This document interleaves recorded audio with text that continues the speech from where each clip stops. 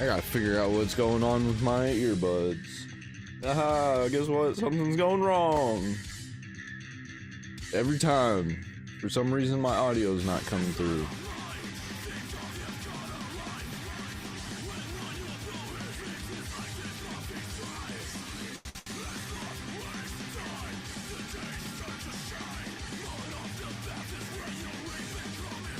Oh, I figured it out. It wasn't that big of a problem.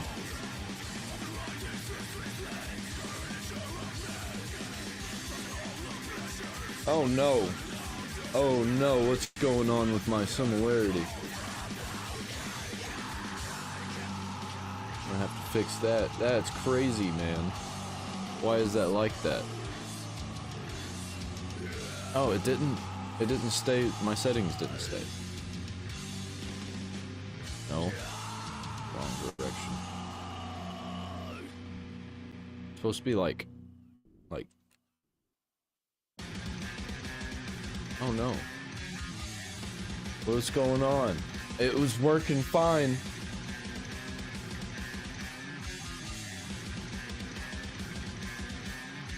And for some reason, this part of me isn't. Why is this part of me not?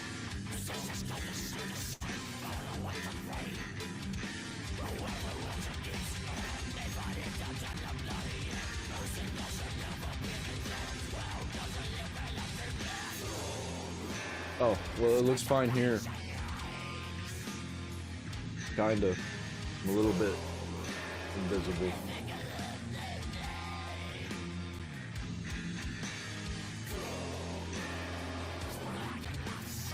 Why are parts of me invisible? I don't get it.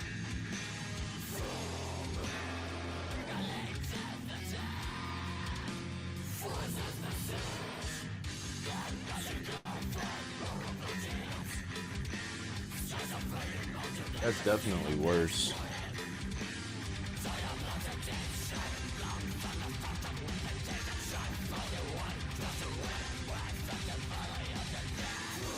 Maybe I have the solution.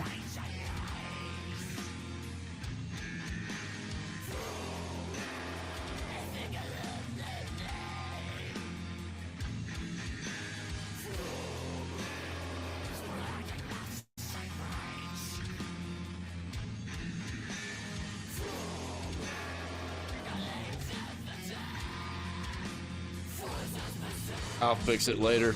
I ain't messing with it.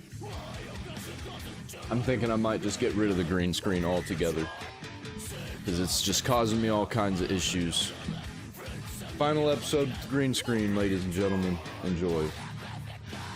Enjoy while it lasts. Until I get it figured out. I just need a better setup is what I need. Well, I'm gonna figure that out probably. Maybe tonight. We'll see. Let's get to the show. So Bethesda is about to have an insane 2025. But you know what? I don't trust it. I'm probably not going to buy anything from Bethesda for a very, very long time. From Juicehead. Let's see what he's got to say about it. Bethesda may be about to have an absolutely insane 2025. Insane is a pretty good way to put it. Maybe, I guess. As of right now, Bethesda has quite a few games and even some major DLCs all slated to drop at some point this year. And when you add Xbox on top, this very well could end up being one of the best years for RPG fans ever. And a big part of this is 2025 will very likely be our first real look at the new Bethesda. In this video, I will make perhaps an insane and pointless argument. New Bethesda. What is new Bethesda? You mean Bethesda releasing a new game? Because that's what it would be with an old engine. But I think there is a scenario where we could see the Elder Scrolls 6 in 2025. I don't think we're going to be playing it this year, but yeah, I think there's a chance we could see it. Bethesda's been making some serious changes as of late, and we have a really good idea of what's to come from this company, thanks to both old and new leaks that are incredibly telling, like the fact that you'll likely be seeing more very soon. Leading up to the Game Awards 2024, which is just in December, we heard from insiders like Nate Drake how Xbox, which of course now also means Bethesda, wouldn't end up having a major presence at the Game Awards 2024. We still of course did get some major reveals like the Outer Worlds 2 dropping in 2025, we'll talk more about that in a moment, but overall, saving some of the big reveals is a new strategy from Xbox, as now they tend to save some of their stuff for this January Developer Direct. As of right now, the 2025 Developer Direct hasn't even been announced yet, but several insiders do report that the event is happening and an announcement should be coming shortly. Even just earlier today, insider Ecstasis posted this cryptic tweet mentioning tomorrow and 23, likely suggesting that the Developer Direct will be announced tomorrow and take place on January 23rd. And this See, I don't even know if I want to play the Elder Scrolls. I want to play it, but I don't know if I want to purchase it. I don't know if I want to pay money for it, because the things that I like about Elder Scrolls games and Bethesda games probably aren't going to be in this one. Like, the modding community is definitely going to be broken. It's going to be fragmented, because every Bethesda game is fragmented now, except for the old games like Fallout 3 and Fallout New Vegas, and somewhat Fallout 4. But Fallout 4, it's fragmented also. I gave up on trying to mod it, because everything that I tried, something was broken every time I tried modding Fallout 4. So I gave up on that. This year is a special one, as we have a really good idea of what Bethesda is going to announce thanks to some of these past leaks. You've probably seen this roadmap. Microsoft actually leaked this themselves on accident while trying to upload a Phil Spencer deposition during the FTC trial in 2023. This roadmap was an overlooked attachment on that deposition, giving us Bethesda's internal roadmap. Dishonored 3, though, Fallout 3 Remastered, Doom Year Zero, oh man. Like, that sounds pretty good to me. That sounds real good to me. Especially Dishonored 3. I'm going to be playing Dishonored pretty soon on stream, because I've never actually played through it. I think I got about halfway through it whenever I first bought it, but there were other games that came out around that time, and I just never got around to actually finishing it. And I need to. I have all of the DLC and stuff for it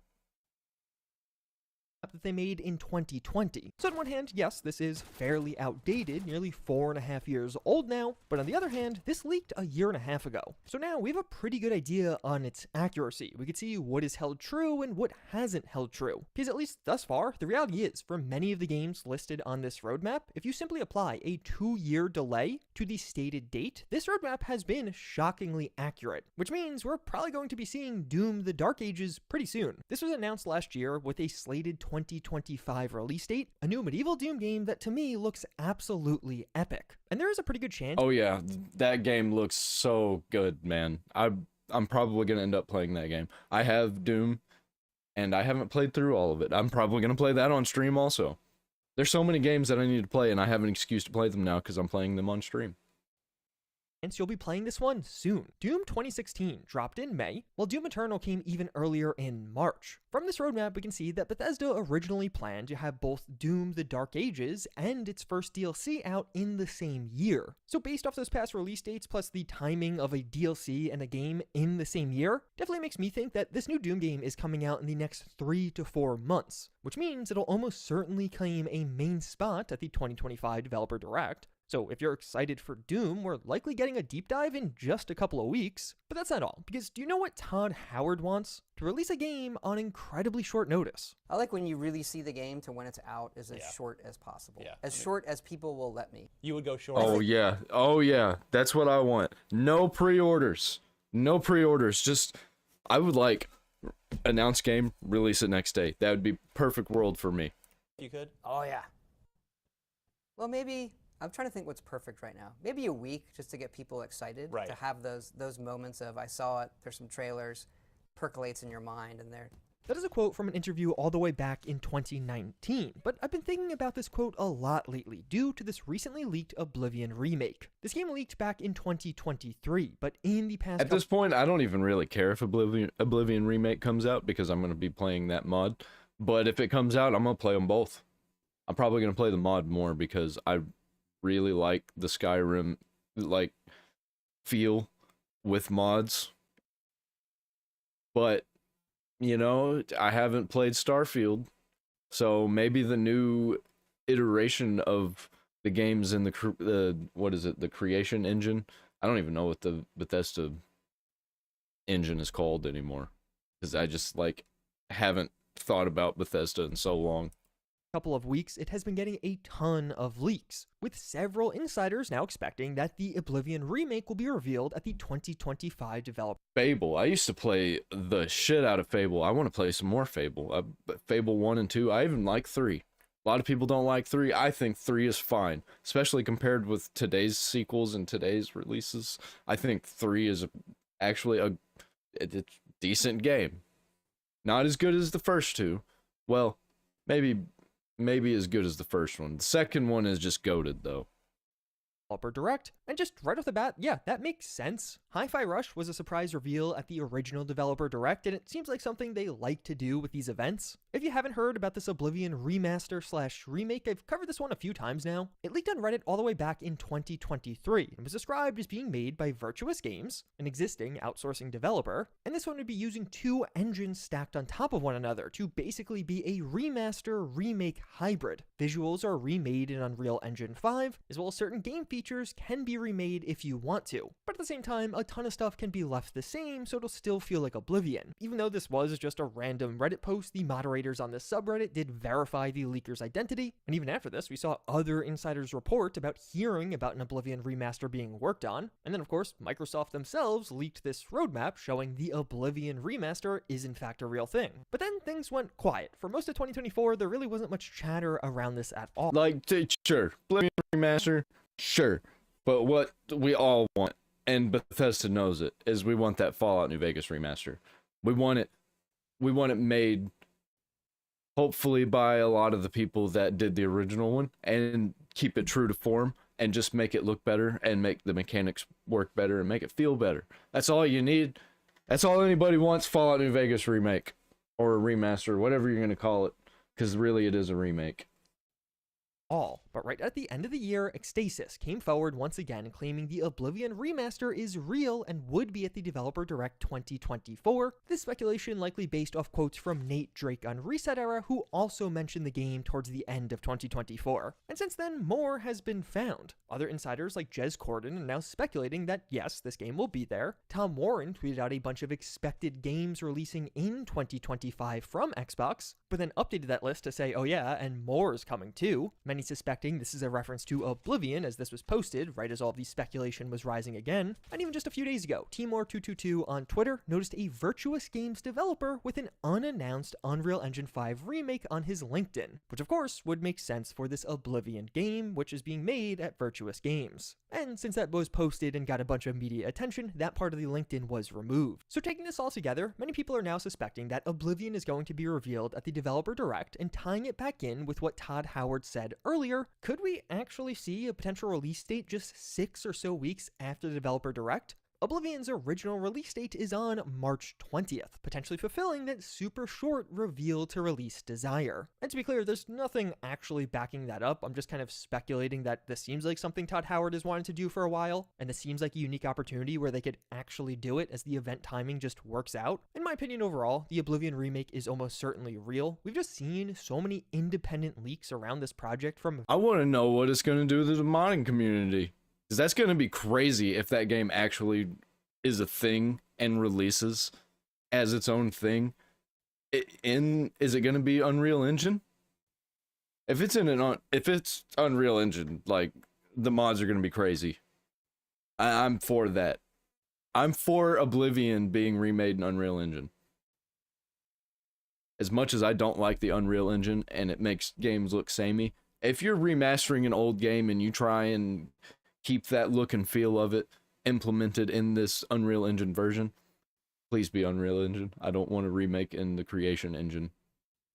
Various sources, that I feel like that it's more likely something is actually happening rather than all of these people being wrong. Now conversely, whether or not it's actually dropping in March and whether or not it'll be at the Developer Direct is a bit more of an unknown. Many of these leaks say the game is being worked on, but they don't exactly confirm when it'll come out or even when we'll see it. Although, in fairness, even on that original leak from the Reddit post, that author did mention if the game ended up becoming more of a remake than a remaster, it would likely slip to 2025. 2025. And even that LinkedIn entry describes an unannounced remake specifically. So maybe they don't quite make that March release date, but I definitely think we see Bethesda Game Studios finally drop a remake in 2025. But as we do return to this roadmap, that is where things start to get genuinely insane. Even if we just got the Oblivion remake as well as Doom the Dark Ages. It's good. It's 100% the Oblivion remake or remaster or whatever it is going to be. They're just going to call it the something edition. They're going to call it the like pretty edition. Something edition, because like Skyrim is anniversary edition. You got the legendary edition, you know. Updated edition. Let's give it that. Why not? And a first expansion for that game, it would already be a pretty massive year from Bethesda. But if this roadmap is to be believed, there's 2 more giant projects coming this year as well. Project Kestrel is the upcoming ZeniMax Online Studios MMO. We know this from a previous GeForce Now leak, which did reveal the codename, and while we don't know much about what the MMO itself will be, what we do know is that this game is shaping up to be giant. It's been in development since October of 2018, according to this LinkedIn, and during that time, ZeniMax Online Studios opened up several totally new offices to help work on this project. So you're talking about nearly 7 years of dev time, multiple new studios opened, and the only other major detail we know about is there's going to be some kind of vehicle system. As a senior vehicle designer is one of Well, I mean, they got 3 major games. I bet that this has been planned for a while, and Starfield was kind of a success. I mean, not really, but I mean, it did make some money, didn't it? I guarantee we got an MMO that's Elder Scrolls, we got an MMO that's Fallout, we're gonna get a Starfield MMO.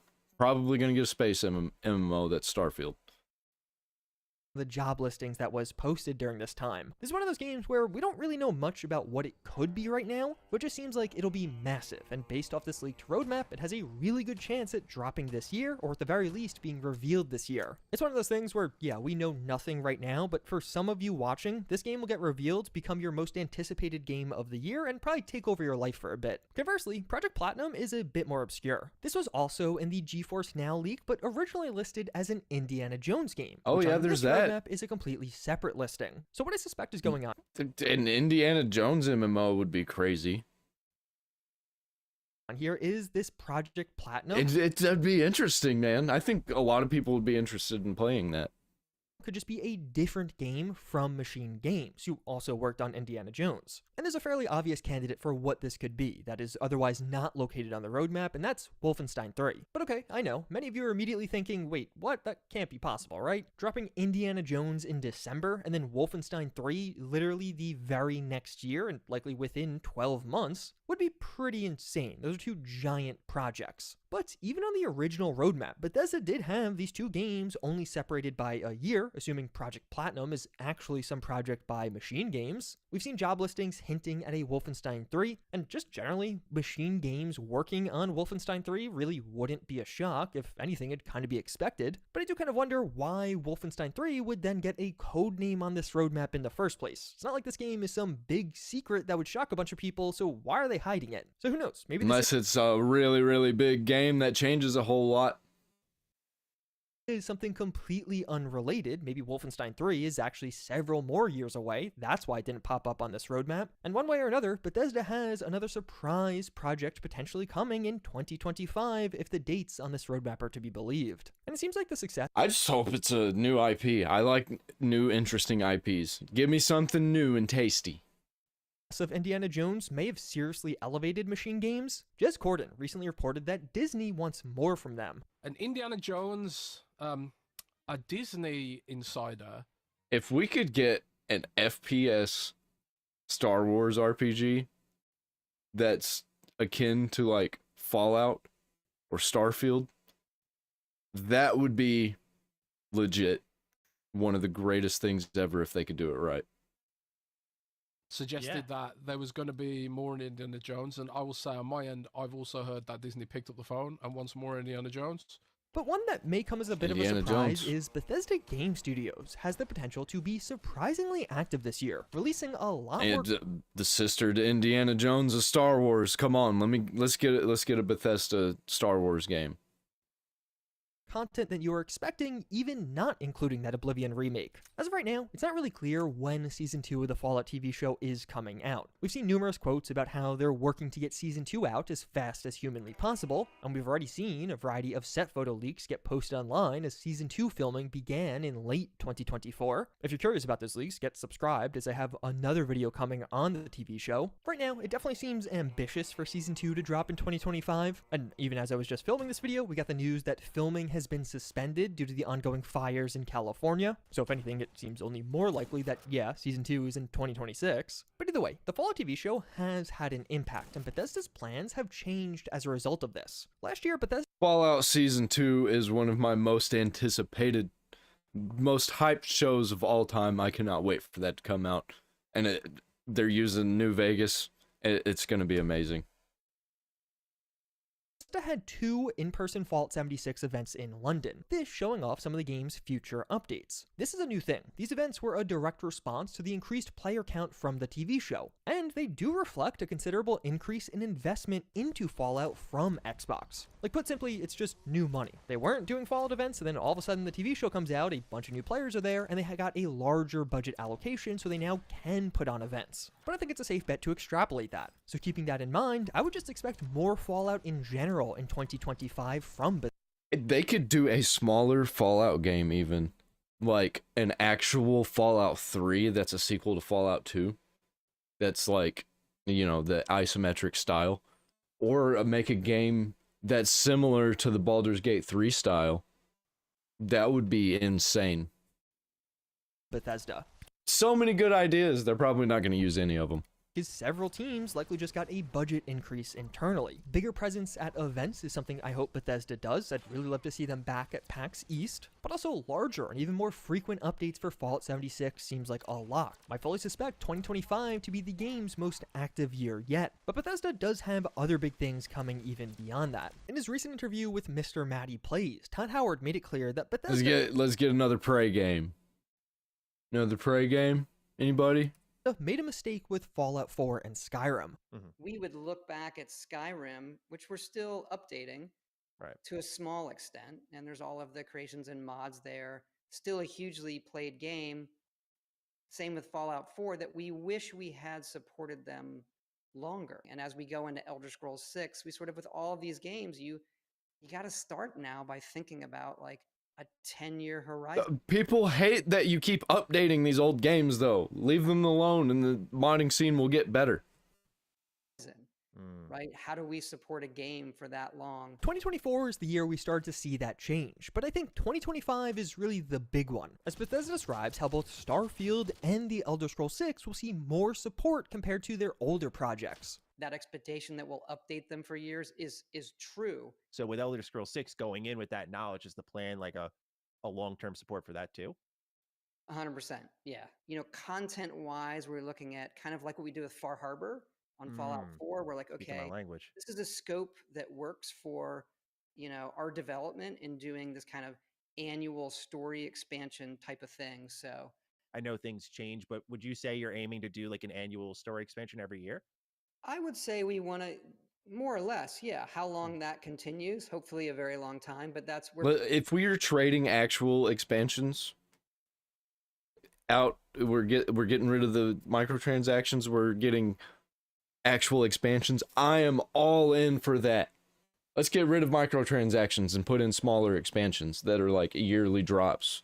For a decade long, you can monetize these games. Just make little games inside your games. People will pay for that. I will 100% pay for that. That's just more game. Microtransactions is not more game. That's just cheap way to make money real quick. I mean, if you got the game built, it's not that hard to just like add in a few more levels for like $20. Planning for the one after this, so there will be another one.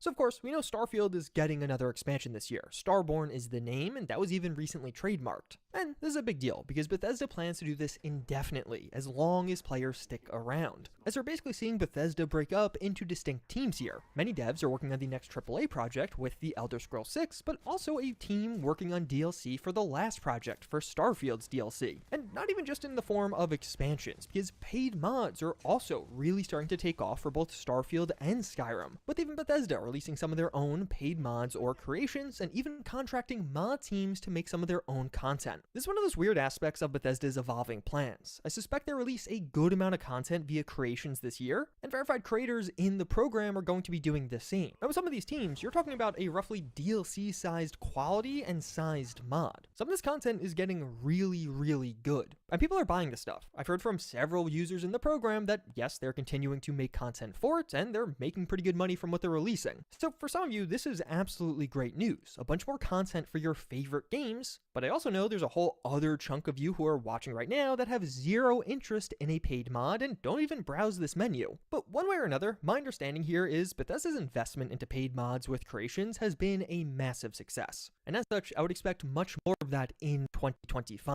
including with Oblivion. I have to imagine they want to bring creations, aka paid mods, into all future releases. But what about the next Fallout game? A pretty well... Paid mods, that is not the way to go. Because paid mods, there's too many options for people to care about it. And it just makes it less cohesive, less coherent, and less immersive because you're like I said, there's too many options. If you build stuff in that you can just like buy a pack for on sale later on, and you get all of the content that exists in the game, and there's nothing else other than that, and you know what you're getting, and you don't have to look through and choose all the stuff that you want. It's just all there, stuff you want, stuff you may not want, stuff you may not ever use. It's all there. All in one pack. And with the paid mods, it's not like that, and people just don't care. And I don't like it.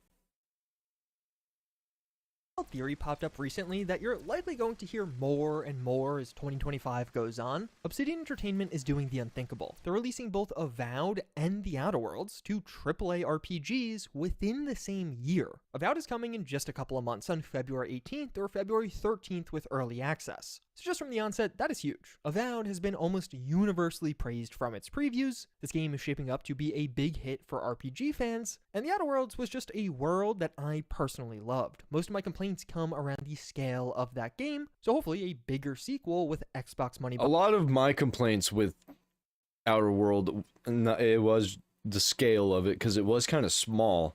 It felt smaller than the first Borderlands, and that game came out in like 2008, 2009. But it was also the vibe of everything, the way stuff looked. It was like really cartoony and tried to be also realistic looking at the same time. And the characters just looked weird. Like they should have stylized the characters a little bit more. Maybe made everything cel-shaded like Borderlands. Behind it will be even better. The Outer Worlds 2 is genuinely one of my most anticipated games right now. But then what? Obsidian is going to have a lot of developers available for something new, and I think that something new could be Fallout. A lot of the current speculation about what's going to happen next with Fallout stems from a Jez Corden quote from last year. This was posted right after the Fallout TV show dropped and started smashing some of the major records. Not just in viewership for the show, but of course also in player counts for the game. A very important piece of context here. The Fallout TV show doesn't necessarily make Microsoft or Bethesda a ton of money. To actually make the show, it's likely just a flat licensing fee, nothing crazy. Because Xbox and Bethesda will make their money on the game side, monetizing all of those new players that come to the Fallout games. So of course, having a new game to sell is going to be incredibly important to get the most out of this project. But of course, that's not here yet. There isn't a new Fallout game, and it doesn't even seem like there will be a new Fallout game in the next year or two. Or at least there wasn't going to be. But now, Jez Corden thinks Xbox is changing up their plans to get this game out sooner. This is it's a bit different here because they've already got the engine. It's the Starfield engine. They've just got to kind of make assets for it. Well, okay, who would make the game? Certainly not Bethesda. It would have to be somebody else. That's what they're talking about right now. I'm suggesting someone else is going to build Fallout. Someone else at Bethesda would come in and make a Fallout 5. Not necessarily. Would it be Bethesda. Fallout 5 or would it be Fallout: City? It might be Fallout: City. but I think, yeah, they're putting a plan in place, and I don't. Oh, think if we get something like Fallout New Vegas, I think that would be much, much better than Fallout 5. Especially if it does some new interesting things. Some people don't like some things about it.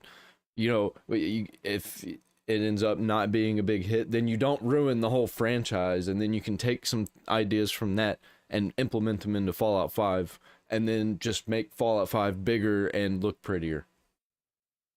I think it'd necessarily be Todd's main Bethesda team doing it. I think probably Obsidian. You think Obsidian's gonna do it? I think so, yeah.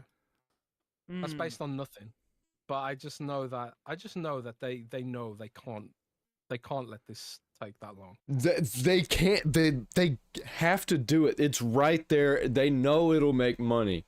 They know it will make money if they just do a Fallout New Vegas 2 or some shit with Obsidian doing it. If Obsidian does that, it's just like, it's so obvious they have to do it. If they don't do it, they're done for, I think. Like, that's just a sign that they just don't know what the fuck they're doing. If they don't do this. And to be clear on what's actually being said here, Xbox wants this next Fallout game out sooner, as soon as possible, but Jez is merely speculating that Obsidian will be the ones to work on it. And as of right now, Obsidian really does seem like the safest bet. There are numerous quotes from over the years of the studio head at Obsidian saying how Fallout could be next after they finish up their current projects, how he wants to make a Fallout game before he retires, and even how they're just really waiting for the opportunity to make one of the Fallout games again. And based off that supposed Xbox quote that Jez is talking about, it certainly sounds like the opportunity to make a Fallout game is right now. Because, yeah, this one just kind of makes sense. Obsidian will have a ton of developers opening up over 2025, as Avowed and The Outer Worlds 2 drop this year. I don't think it'd be shocking at all to see all of those devs move on to Fallout. Now, whether or not we hear about it this year is a completely different story. Obsidian has been revealing their games well in advance to help recruit talent. Both Avowed and The Outer Worlds 2 got trailers several years before release, which does make me think it is possible for a hypothetical Fallout spin-off to get announced early, this likely just being a simple logo reveal showcasing a certain location or a CGI trailer like we've seen with other Obsidian projects. And if this all does happen, if Obsidian really starts working on a Fallout project in 2025, it genuinely wouldn't shock me to see a trailer for two major reasons. One, to just draw developer interest. You want the Could you imagine if, like, you're sitting there waiting, watching trailers, you don't know what's coming up next, and it just opens, and it's the character, gameplay, just fighting, and it's just, like, flowing good, and everybody's like, oh, what is this game? It's gameplay, but we don't know what it is. And then it just flashes Elder Scrolls 6. That would be one of the most epic trailer reveals of all time, and they 100% are not going to do that. Nobody would ever do that. They, like, we as the consumer know what would be hard-hitting successes, and nobody ever does it. Top devs working on this new Fallout game, but also this would be such an easy and big win with the community. Tons of fans are fairly frustrated with Xbox right now, but an Obsidian Fallout game is a pretty surefire way to make a lot of those people happy. And with Xbox's major focus being on Game Pass, they have serious incentive to keep these people happy. A report just recently dropped that described how Game Pass launches can result in 80% lower sales for games. Because as a consumer, why would I buy the game on Steam if I already own it on Game Pass? That Indiana Jones game is a... They're banking on the long-term purchase of these games. Because people will, if it leaves Game Pass, and they really want the game, even if they beat it on Game Pass, a lot of times they will eventually buy it again. Prime example of this. It didn't even break 12,000 players on Steam, so a ton of people thought this game was a bomb, but if you looked at the Xbox top played games, you'd see Indiana Jones was above Minecraft. And this was from a couple of weeks after release, suggesting that, yeah, Indiana Jones hit an absolutely massive player base. Okay, so how is that relevant with an Obsidian Fallout? Because it encourages people to stay subscribed. Game Pass only works if you stick around. You're not paying $70 day one. I will purchase full price for this game. Shit, I'll even pre-order it. No, I won't do that.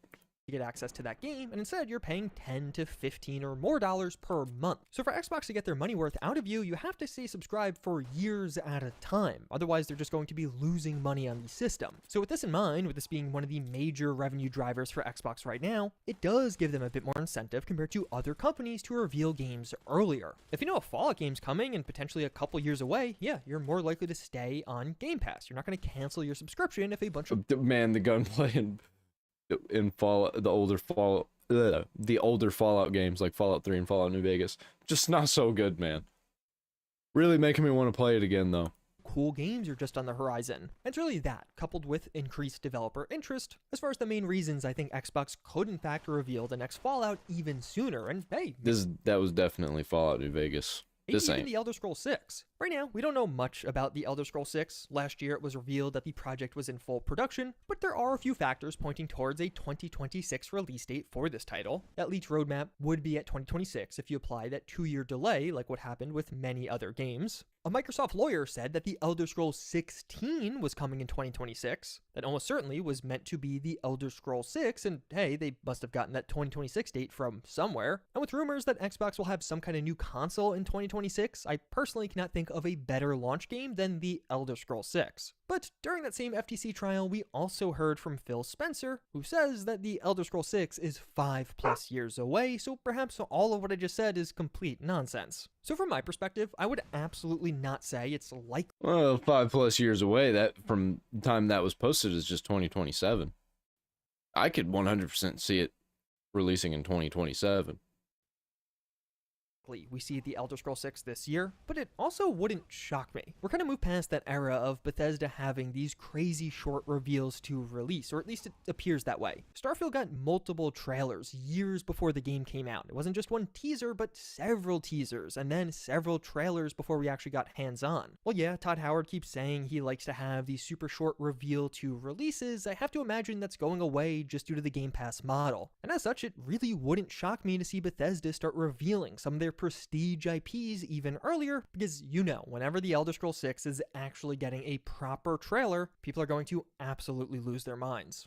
But of course, even beyond... I'm absolutely gonna make ad revenue off of that. I cannot wait. And just Bethesda, lots of other incredible games are coming in 2025. Kingdom Come Deliverance 2 is a huge one, and if you're excited for that game, get subscribed. I think you might want to pay attention to this channel when it comes to content for that one. Developers are doing something insane and giving reviewers a full month of early access. Right now, Fables is slated to drop in 2025, and just overall, we have yet to really get a concrete... I'm definitely gonna be playing that. I will get Game Pass for that game.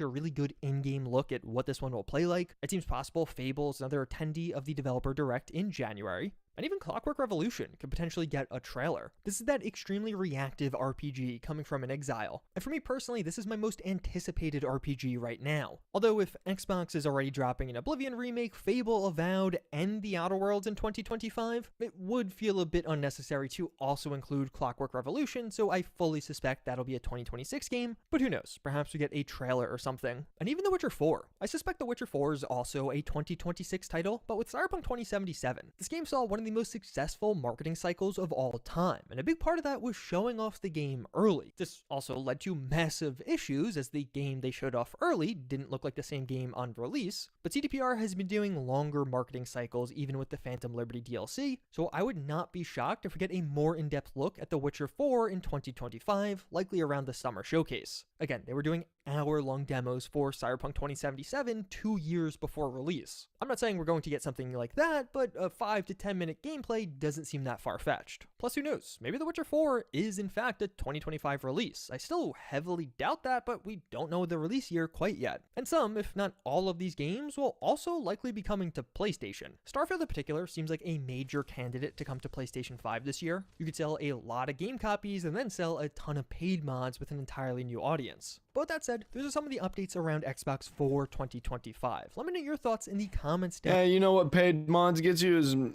make a more blank game that's easier to mod, so you can have people throw in their paid mods, so you can make more money off of those than actually making a good game.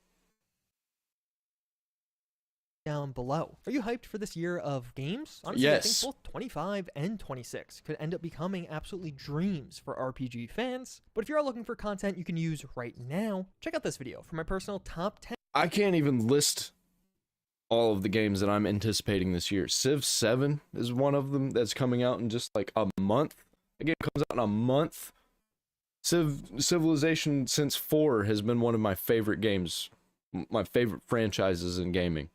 5 is just like, you can't beat that in simulation. And we're going to probably get some new Capcom, like Resident Evil stuff this year. At least a glimpse of it. Hopefully it's a Resident Evil 1 remake. I'll even take a Resident Evil 5 remake. One of those two. Or even Resident Evil 0 remake. I don't know. There's so many things.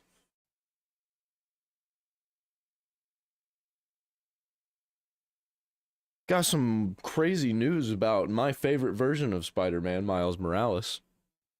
He got new powers. That's not really the news. But really the news is like, this version of Spider-Man is just really cool, man. I've heard good things. So if you haven't been following the Miles Morales Spider-Man comic, he's getting new powers. And this comic is amazing. Oh my god. This deals with God. Who is this guy?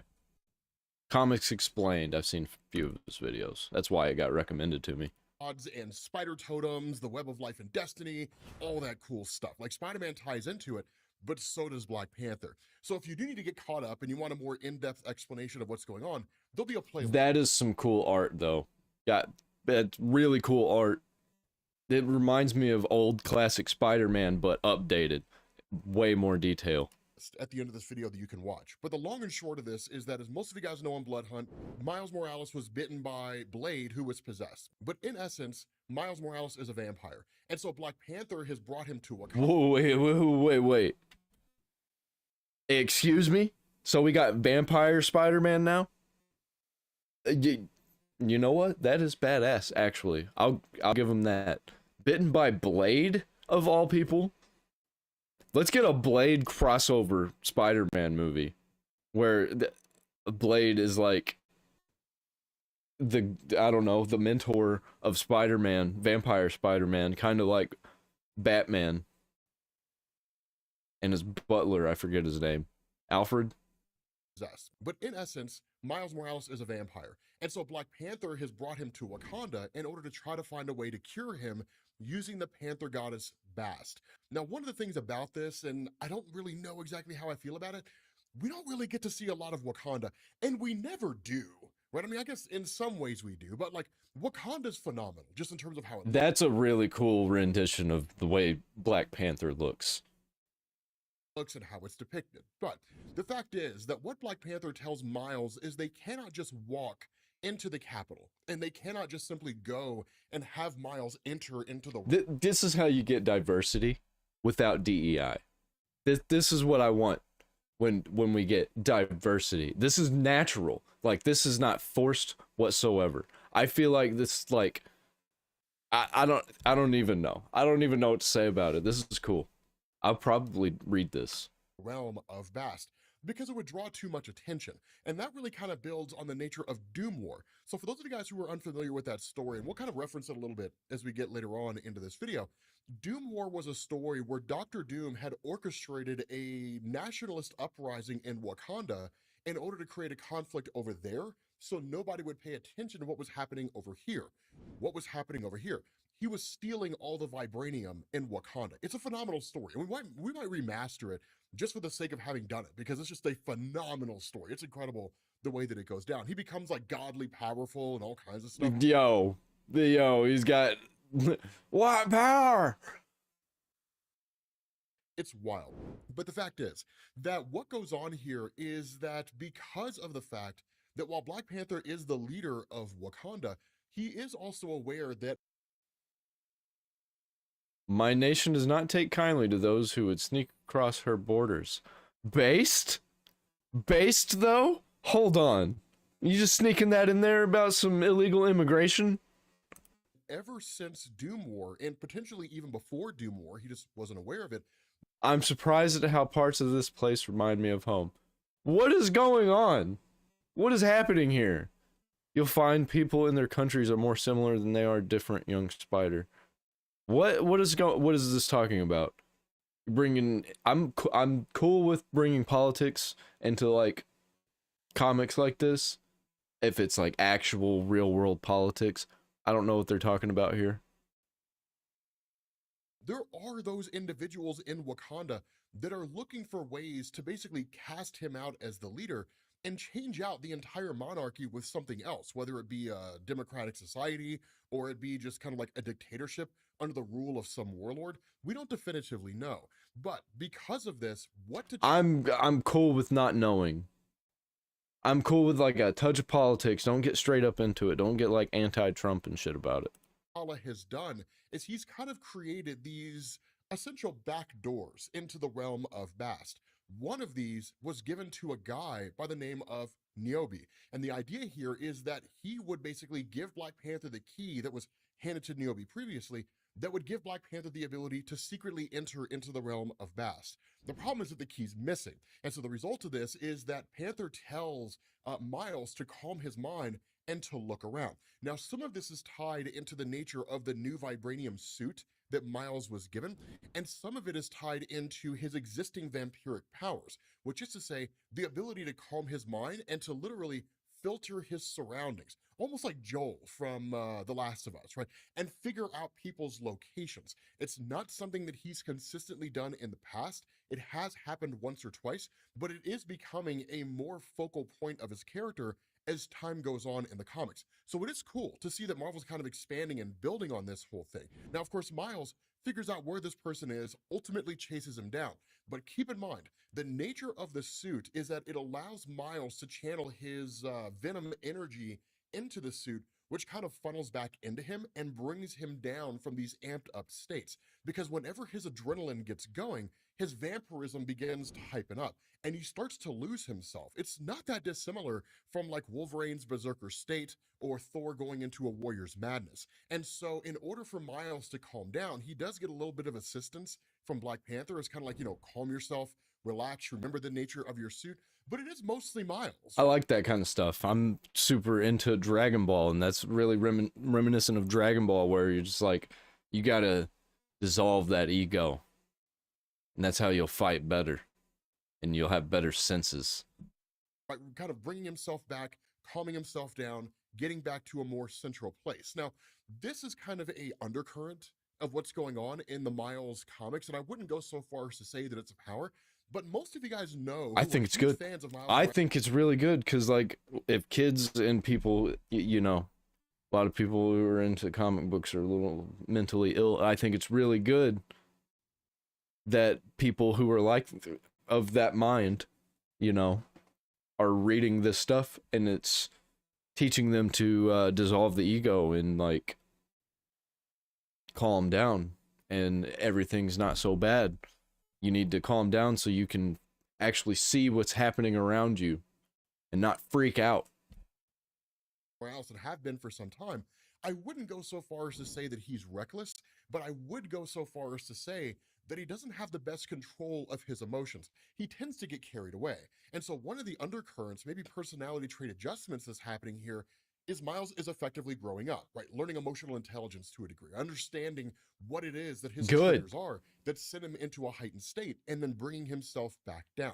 And so what we end up finding out from all of this was that it was actually all just a test. This person who stole works for Black Panther, and the idea was to send Miles on a wild hunt to make sure that he can still control himself, which, while it's not as good as it could be, it's better than it could be, right? So it's kind of like, okay, you are ready to meet Bast, and we'll let Bast decide whether or not you're worthy of being cured. Now, the other cool thing that goes on is there's a bit of a conversation here between T'Challa and Miles, where T'Challa asks, what do you know of Wakanda's traditions? Now, all Miles really knows is just kind of what he's heard tell, right? You know, Spider-Man and other members of the Avengers, and this is what the Wakandans do, whether it was like the main focus of a conversation or just kind of some passing statement, but he doesn't really know with any measure of certainty because he's never really been here in any meaningful way. And that's why you hear things where he says, you guys have the best technology on the planet, and you're one of the richest nations as well. Now, I know a lot of you guys would say, well, no, Wakanda is the wealthiest nation in the world. They were, and that's where we kind of reference Doom War again, right? That at the end of the Doom War story, which I guess maybe this might be a bit of a spoiler, the events transpired in such a way to where they're never going to be able to adapt these comic books correctly. They've messed up so bad recently with the new comic books that these cool comic books are just kind of, you know, going by the wayside. Nobody knows about them. Vibranium was basically rendered inert.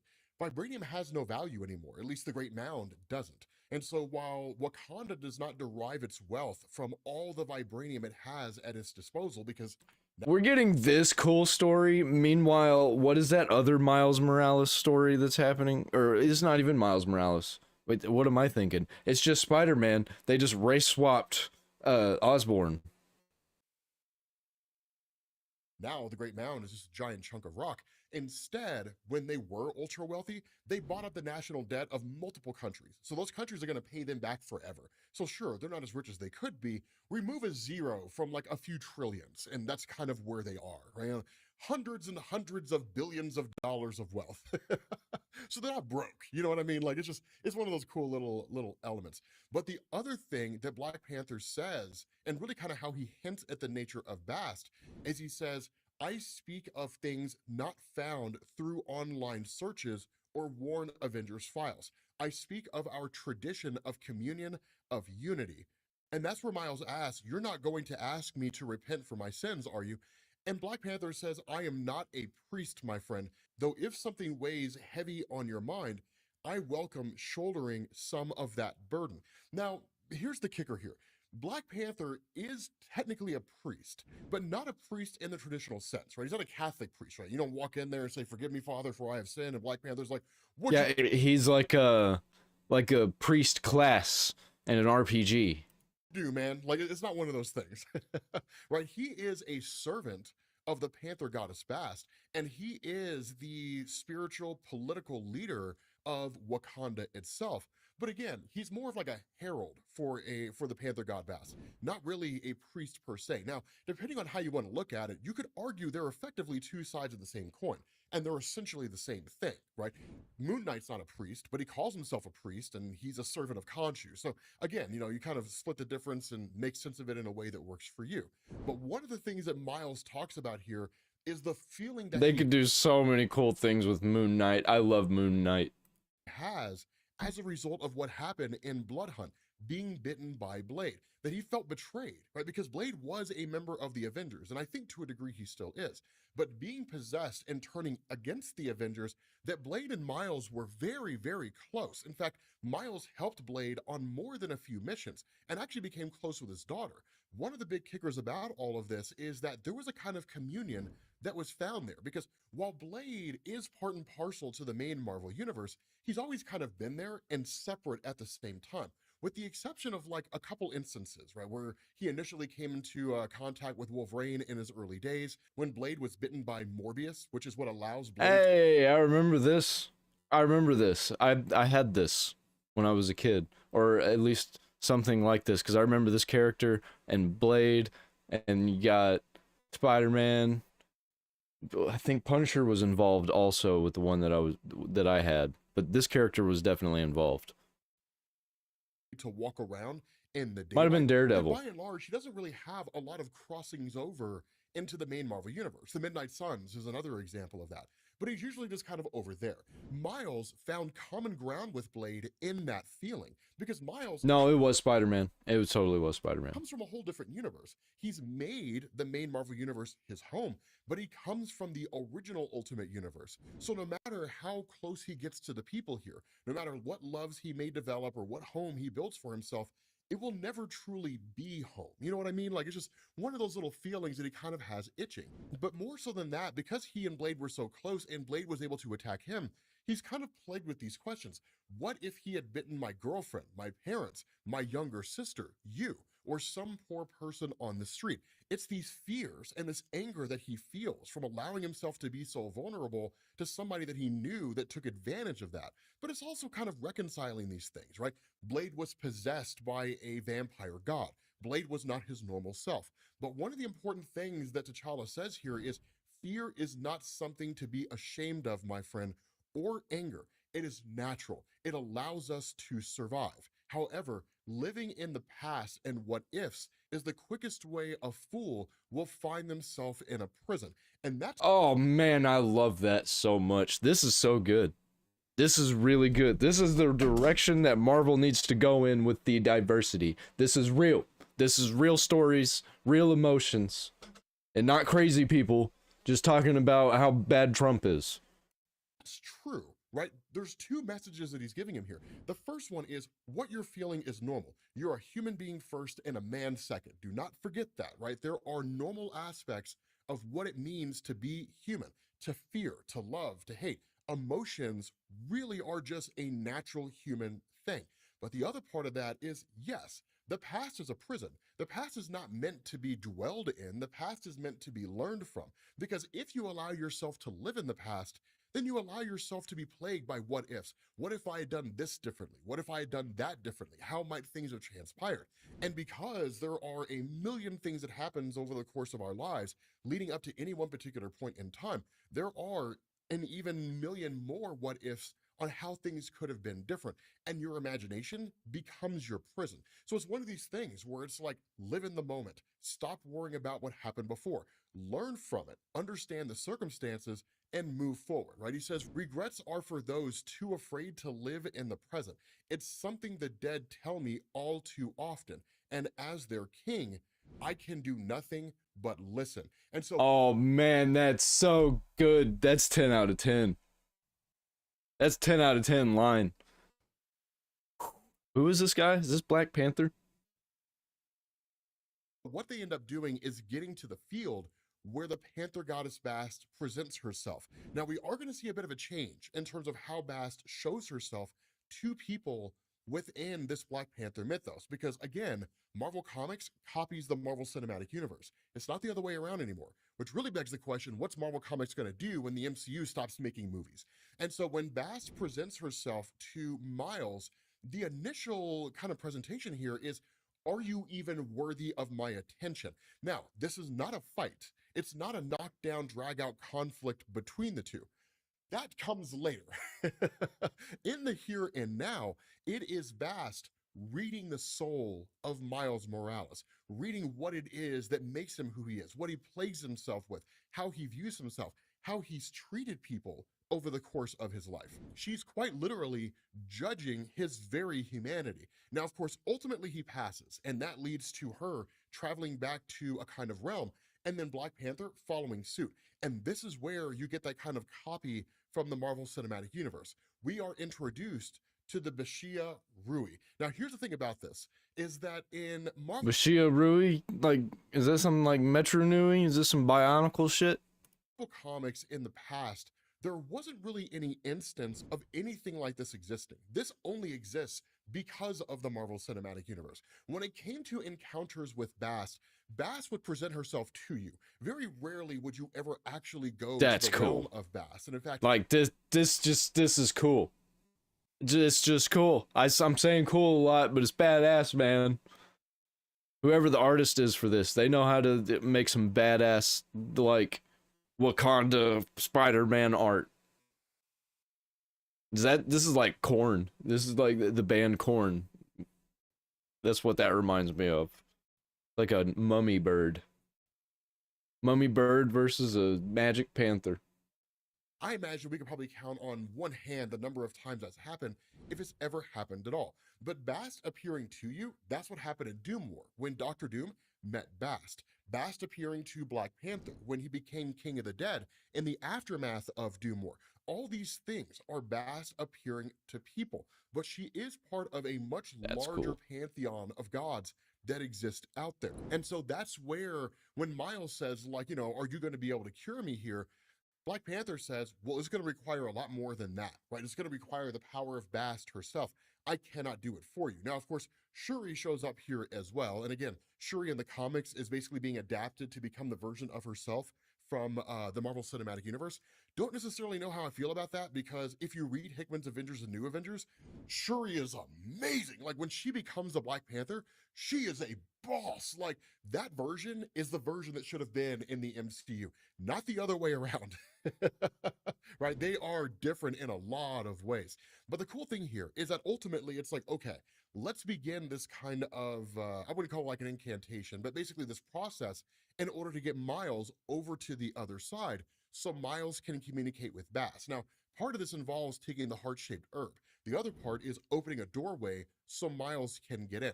And so when the whole thing is cast, Miles wakes up within the realm of Bast. And she's like, do you really show up here to my doorstep not knowing who it belongs to? Now, one of the things about Bast as a character is that Bast is fair, but Bast is also very haughty and proud at the same time. Which, would you really expect anything other than a goddess that represents cats? Right? I mean, you know, I'm just saying. But she is very, very proud. And that's why you don't want to ingratiate yourself to Bast and say, I am not worthy of your greatness.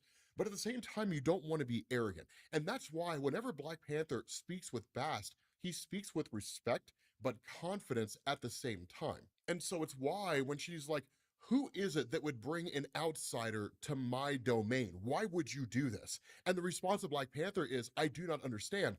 I mean no offense by our presence here, right? He doesn't throw himself down on the ground. Forgive us, Lord Bast. We are not worthy of your greatness, and please see our... No. That's not what you do, because then she will probably destroy you just for irritating her. You know what I mean? So like, you don't really do that kind of thing. And so that's where Bast says, no offense is given. And she says, and yet offense is given. And that's where T'Challa remains standing on his feet with confidence. Forgive our transgressions here. It is not my intention to insult, merely to help the boy.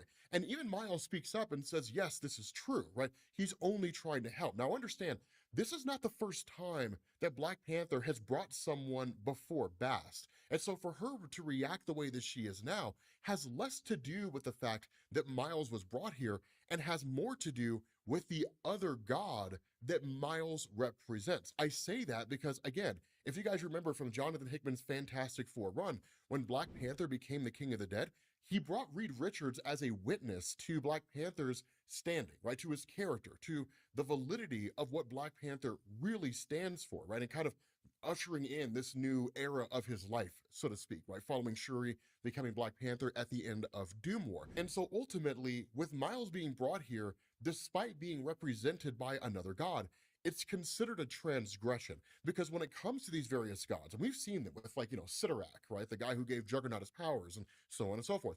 You do not receive... You know, growing up, I always heard that, like, comics were for kids. And then I'd read the comics and it'd be shit like this, and I'd be like, if only these adults knew what I was reading, because this probably isn't for, like, 5-year-olds, you know?